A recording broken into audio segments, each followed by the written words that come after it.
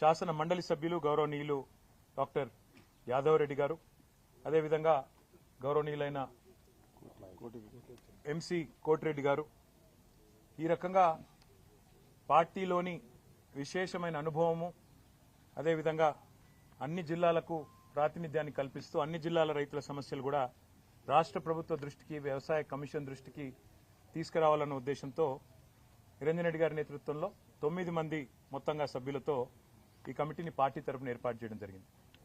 ఈ కమిటీ రాష్ట్రంలో 2023 డిసెంబర్ దాకా ఉన్న పరిస్థితి, వ్యవసాయం పండుగగా చేసి స్వాతంత్ర భారతదేశంలో మొట్టమొదటిసారి విప్లవాత్మకమైన కొన్ని పథకాలు తెచ్చి రైతు బంధు కానీ, రైతు బీమా కానీ, 24 గంటల ఉచిత విద్యుత్తు కానీ, అదేవిధంగా భూమి శిస్తు రద్దు, నీటి తీరువా రద్దు, వాటితో పాటు చిన్న నీటి వనరులైన చెరువులను కాపాడడానికి మిషన్ కాకతీయ, అదే మాదిరిగా పెద్ద ఎత్తున సాగునీరు, అటు పాలమూరు రంగారెడ్డి ఎత్తిపోతల పథకం కానీ, ఇటు కాళేశ్వరం కానీ, సీతారామ ఎత్తిపోతల పథకం కానీ, ఈ రకంగా ఒక విశేషమైన కృషి ఏదైతే గత దశాబ్ద కాలంగా కేసీఆర్ గారి నాయకత్వంలో జరిగిందో, దానివల్ల కేంద్ర ప్రభుత్వం స్వయంగా అత్యధికంగా ఆత్మహత్యలను, రైతు ఆత్మహత్యలను నివారించిన రాష్ట్రంగా, అత్యల్పంగా, అతి తక్కువగా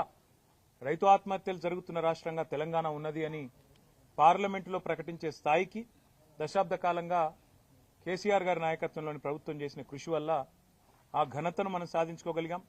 రైతుల ఆత్మవిశ్వాసాన్ని నింపగలిగినాం.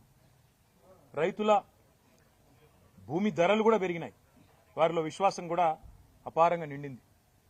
అట్లాంటి పరిస్థితుల్లో సంవత్సరంన్నర కిందట స్వయంగా ఈరోజు భారత ప్రతిపక్ష నేతగా ఉన్న రాహుల్ గాంధీ గారు, కాంగ్రెస్ పార్టీ యొక్క సీనియర్ నాయకులు, మాజీ అధ్యక్షులు, ఆయన నాయకత్వంలో వరంగల్ వేదికగా రైతు డిక్లరేషన్ పేరిట కాంగ్రెస్ పార్టీ రైతులకు ఎన్నో రకాల హామీలు ఇచ్చింది.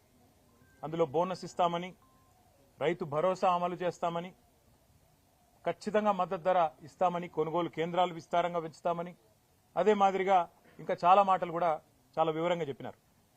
ఇవన్నీ నమ్మిన రైతులు రాష్ట్ర వ్యాప్తంగా 2 లక్షల రుణమాఫీ చేస్తామని ఇవన్నీ చెప్పినారు. ఇవన్నీ నమ్మిన రైతులు మరి రాష్ట్ర వ్యాప్తంగా కాంగ్రెస్ పార్టీని విశ్వసించి, రాహుల్ గాంధీ గారిని విశ్వసించి కాంగ్రెస్ పార్టీకి అధికారం కట్టబెట్టినారు. సరే, అధికారం ఎవరికి శాశ్వతం కాదు, తప్పకుండా రాజకీయాల్లో తప్పకుండా ఇవన్నీ జరుగుతూ ఉంటాయి, విజయాలు అపజయాలు, అది మాకు పెద్ద విషయం కాదు. ఎందుకంటే బీఆర్ఎస్ అంటే కేవలం భారత రాష్ట్ర సమితి మాత్రమే కాదు, భారత రైతు సమితి కూడా. మా కృషి, మా సంకల్పం, మా పోరాటం, మా ఆలోచన అంతా కూడా ఎప్పుడు కూడా ఈ రాష్ట్రంలో 60-65% మంది ప్రజలు ప్రత్యక్షంగా పరోక్షంగా ఆధారపడే వ్యవసాయం బాగుండాలి, వ్యవసాయదారులు బాగుండాలి, రైతు బాగుంటేనే రాష్ట్రం బాగుంటుంది, ఎద్దేడ్చిన వ్యవసాయం బాగుపడది అనే మాట, రైతేడ్చిన రాజ్యం బాగుండదనే మాట ఏదైతే పెద్దలు చెప్పినారో దానికి అనుగుణంగానే మా ఆవేదన అంతా కూడా. ఇవాళ ఎలక్షన్లు ఏమీ లేవు, ఇవాళ తక్షణం అధికారంలోకి రావడానికి ఇదేమీ రాజకీయమైన ప్రయత్నం కానే కాదు. కేవలం ఈ రాష్ట్ర ప్రభుత్వం ఏదైతే కొన్ని తప్పుడు నిర్ణయాలు, అదే మాదిరిగా కొన్ని ఇస్తానన్న హామీలు అమలు చేయకపోవడం వల్ల ఇవాళ రాష్ట్రంలో ఉండే రైతు సోదరులు ఏదైతే నిరాశతో, నిస్పృహతో, చివరికి బలవంతపు చావులకు, అంటే ఒక రకంగా చెప్పాలంటే ఇవి ప్రభుత్వ హత్యలు, వాటికి పాల్పడే ఒక దుస్థితి వచ్చిందో, ఎందుకు వచ్చింది, ఏం జరిగింది ఈ సంవత్సర కాలంలో, ఏం చేస్తే బాగుంటుంది అని నిర్మాణాత్మకంగా ఒక ప్రతిపక్షంగా, ప్రధాన ప్రతిపక్షంగా ఒక ఆలోచన చేసి పార్టీ పెద్దలు, మా పార్టీ అధ్యక్షులు, తెలంగాణ తొలి ముఖ్యమంత్రి కేసీఆర్ గారి ఆదేశం మేరకు, తాను స్వయాన రైతు కేసీఆర్ గారు, ఆయనకుండే ఆవేదన రైతు పట్ల, ఆయన గుండెల్లో ఉండే ఆర్తి బహుశా ఈ రాష్ట్ర పాలకులకు ఇప్పుడు లేదు. అందుకే కేసీఆర్ గారు ఆదేశిస్తే వారి ఆదేశానికి అనుగుణంగా ఈ కమిటీని ఏర్పాటు చేయడం జరిగింది. ఈ కమిటీ నిరంజన్ రెడ్డి గారి నేతృత్వంలో రాష్ట్రమంతటా కూడా విస్తృతంగా రాబోయే నెల రోజుల పాటు పర్యటిస్తుంది. ఈ నెల రోజుల్లో రైతు సంఘాలు, రైతులు, వివిధ సమూహాలతో ఎక్కడికక్కడ మరి కలుస్తుంది. కమిటీ యొక్క నిజంగా వారి కమిట్మెంట్కు నేను ధన్యవాదాలు కూడా తెలియజేస్తా ఉన్నా. ఎందుకంటే మా జోగురామన్న గారు వెంటనే స్పందించి అన్నారు, అన్న అక్షర క్రమంలో మేమే ముందున్నాం ఆదిలాబాదు, మా దగ్గర నుంచే పని మొదలు పెడదాం, మీరు రండి మా పూర్వ ఆదిలాబాద్ జిల్లా నుంచే పని మొదలు పెడదామని చెప్పి నిరంజన్ రెడ్డి గారికి చెప్పగానే వారు కూడా వెంటనే అందరితో సంప్రదించి ఎల్లుండే పని మొదలు పెడదామని నిర్ణయం తీసుకున్నారు.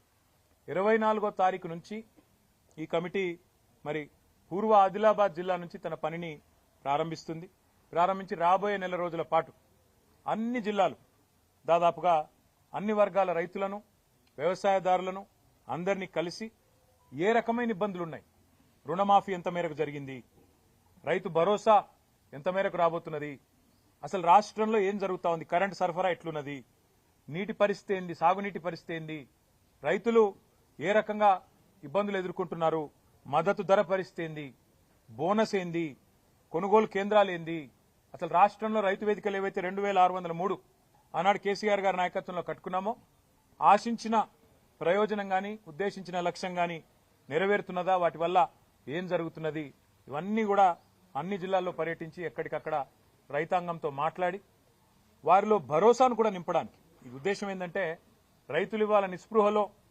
400 మంది పైగా ఎవరైతే బలవన్మరణానికి పాల్పడ్డారో, ఆత్మహత్యకు పాల్పడ్డారో వారి కుటుంబాలు మాత్రమే కాదు మిగతా కుటుంబాల్లో కూడా, ఎందుకంటే మొన్న ఒక హృదయ విదారకమైన దీనికి ప్రేరణ నిజానికి ఈ కమిటీ వేయాలన్న ఆలోచనకు ప్రేరణ ఏంది అంటే మొన్న ఆదిలాబాద్ పట్టణంలో ఒక బ్యాంకు బ్రాంచ్లో ఒక రైతు తన రుణమాఫీ కోసం ప్రయత్నం చేసి విసిగి వేసారిపోయి ఆఖరికి బేజారైపోయి అక్కడనే ఎండ్రిని దాగి పురుగుల మందు దాగి బ్యాంకు ఆవరణలోనే ఆత్మహత్య చేసుకున్నాడు, అక్కడనే కుప్పగులి చచ్చిపోయింది. ఆ పరిస్థితి చూసిన తర్వాత మనిషి అన్నవాడు ఎవరైనా మనసున్నవాడు కదలక తప్పది, బాధపడక తప్పది. అందుకే ఈ వ్యవసాయ కమిషన్కు వ్యవసాయ శాఖ మంత్రి గారికి రాష్ట్ర ప్రభుత్వానికి ప్రధాన ప్రతిపక్షంగా అదేవిధంగా మా ప్రధాన ప్రతిపక్ష నాయకుడైన కేసీఆర్ గారికి ఒక నివేదిక అందజేసి రాష్ట్ర ప్రభుత్వాన్ని కూడా క్రియాశీలంగా నిర్మాణాత్మకంగా ఒక మంచి ఆలోచనతో, మాకేమి రాజకీయపరమైన ఎజెండా లేదు ఇందులో, ఒక మంచి ఆలోచన రైతాంగానికి అండగా నిలబడాలన్న ఆలోచన తప్ప వేరే లేనేలేదు.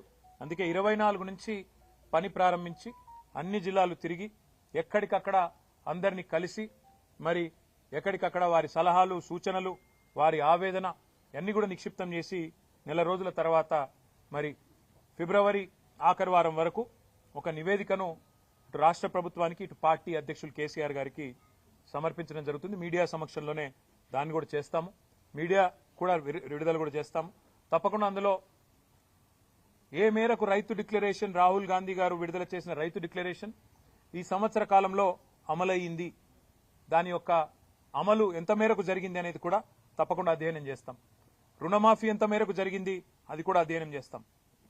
బలవన్మరణాలకు ఆత్మహత్యలకు గల కారణమేంది, ఎందుకు జరుగుతున్నాయి, మద్దతు ధర వస్తున్నదా, పత్తికొస్తుందా, కందికొస్తున్నదా, సోయాకొస్తున్నదా, మొక్కజొన్నకు వస్తున్నదా, చెరుకుకు వస్తున్నదా, మిర్చికి వస్తున్నదా, మొత్తం తిరిగి ఎక్కడికక్కడ అధ్యయనం చేస్తాం. ఆ రకంగా కమిటీ రాబోయే నెల రోజుల పాటు విస్తృత పర్యటనలు చేస్తుంది. మీడియాకు కూడా మా ప్రార్థన, దయచేసి ఇప్పుడు అన్ని జిల్లాల్లో అన్ని నియోజకవర్గాల్లో కూడా ఈ కమిటీ యొక్క పర్యటనను మీరు కూడా దయచేసి సహకరించండి.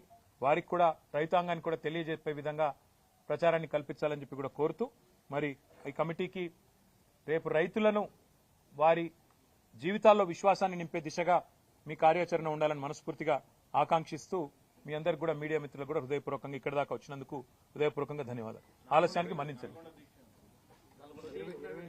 నల్లగొండ దీక్ష ఇప్పుడే ఇక్కడ మేము మీటింగ్ లో ఉన్నప్పుడే మాకు సమాచారం వచ్చింది. 28 నాడు మాకు హైకోర్టు పర్మిషన్ ఇచ్చిందని చెప్పి సమాచారం వచ్చింది. కానీ దురదృష్టం ఏంది అంటే ఈ రాష్ట్రంలో ప్రజాపాలన నడుస్తున్నది, ఎవరైనా సరే నిరసన చెప్పవచ్చు, ఎవరైనా సరే తమ అభిప్రాయాలు చెప్పొచ్చు అని చెప్పి ముఖ్యమంత్రి గారు చాలాసార్లు చెప్పినారు.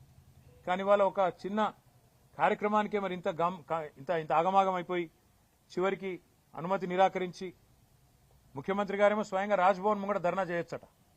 ఏది గంత బిజీ రోడ్డు, రాజ్భవన్ ముంగట రోడ్డు గంత బిజీ రోడ్డు, అక్కడ చేస్తేనేమో ట్రాఫిక్ ఇబ్బంది కాదట, ముఖ్యమంత్రి మంత్రులు అందరు పోయి ధర్నాలు చేయొచ్చట. కానీ మేము నల్గొండల క్లాక్ టవర్ కాడ చేస్తామంటే మాత్రం మొత్తం ట్రాఫిక్ స్తంభించిపోయి ఒక అంతర్జాతీయ రహదారి మొత్తం స్తంభించిపోయి మొత్తం రాష్ట్రాల రాకపోకలని దెబ్బతినే విధంగా ఉన్నదని చెప్పి రిపోర్ట్ ఇచ్చి రిజెక్ట్ చేశారు. చివరికి కోర్టు న్యాయం చేసింది. హైకోర్టుకు ధన్యవాదాలు. తప్పకుండా వారు సూచించిన విధంగా, వారు చెప్పిన విధంగానే నడుచుకుంటాం.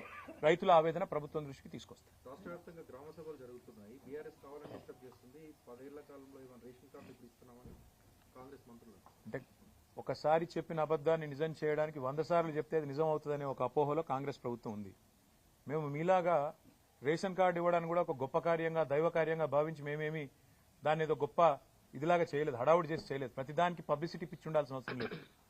6,47,000 పైచీలకు కార్డులు ఇచ్చింది 9.5 సంవత్సరాల్లో బీఆర్ఎస్ ప్రభుత్వం.